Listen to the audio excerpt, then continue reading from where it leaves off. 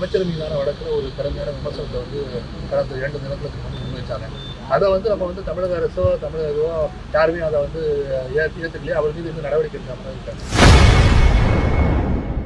அமைச்சர் பொன்முடி மீது நடவடிக்கை எடுக்காதது ஏன் என செய்தியாளர் எழுப்பிய கேள்விக்கு அமைச்சர் ரகுபதி பதிலளித்துள்ளார். இன்றைக்கு குடியரசுத் தலைவரை கேள்வி இருக்கக்கூடாது, ஆளுநரை கேள்வி இருக்கக்கூடாது, எல்லாம் ரைட்டு ஏற்றுக்கிறோம்.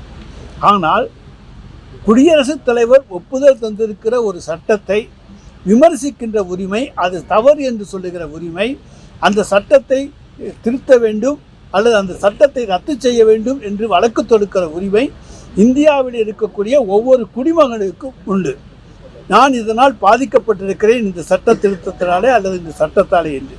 அப்படி இந்திய குடிமகன் பாதிக்கப்படுகின்றவன், அது ஒரு அமைப்பாக இருந்தாலும் தனி மனிதனாக இருந்தாலும் உச்ச நீதிமன்றத்தை நாடி அதற்கான தீர்ப்பை பெற முடியும்.